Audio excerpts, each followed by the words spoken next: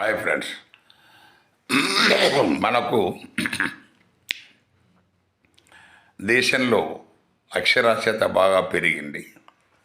మన తెలంగాణలో కూడా చాలా వరకు పర్సంటేజ్ వైజ్ చాలా ఇంప్రూవ్మెంట్ ఉంది. కానీ ఈ వీడియోలో మనం ప్రస్తావించదలుచుకున్న సబ్జెక్ట్ ఏంటంటే, ఇప్పుడు తెలంగాణలో పంచాయతీరాజ్ ఎలక్షన్స్ జరుగుతున్నాయి. వార్డు మెంబర్స్, సర్పంచ్, దాని తర్వాత ఎంపీటీసీ, జెడ్పీటీసీ ఇవి కూడా జరుగుతాయి. ఇక్కడ మనకు చాలా విచిత్రంగా ఈ 77 సంవత్సరాల స్వాతంత్ర భారతదేశంలో ఇంకా చదువు రాని వాళ్ళు, బొట్టనేలు గుర్తేసే వాళ్ళను కొంతమందిని ఎన్నుకుంటున్నట్టుగా మనకు వార్తలు వస్తున్నాయి. ఇది చాలా బాధాకరమైన విషయం. ఆ ఊర్లో చదువుకున్న పిల్లలు కనీసం 7వ క్లాసు, 8వ, 9వ, 10వ చదువుకున్న వాళ్ళు లేరా?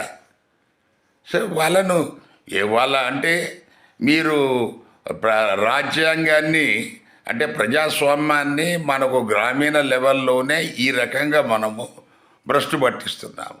చదువు రాని వాళ్ళు ఆడ ఉండి చట్టం తెలియదు, న్యాయం తెలియదు, రాజ్యాంగం తెలియదు వాళ్ళకు.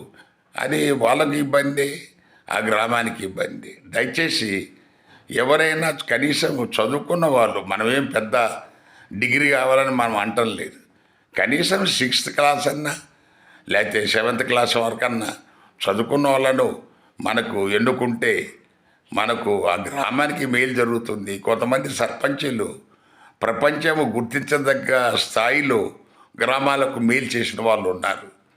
సో చాలామంది ఏదో ఉన్నామని ఏదో గడిపేసి టైం ఏదో కొన్ని 4 రూపాయలు సంపాదించుకొని వెళ్ళిపోతున్నారు. దానివల్ల గ్రామాలు అభివృద్ధి చెందవు. అందువల్ల ఈ ప్రజలు, ప్రభుత్వాలు దీని గురించి శ్రద్ధ పెట్టాలనేదే ఈ వీడియో విజ్ఞప్తి. Thank you.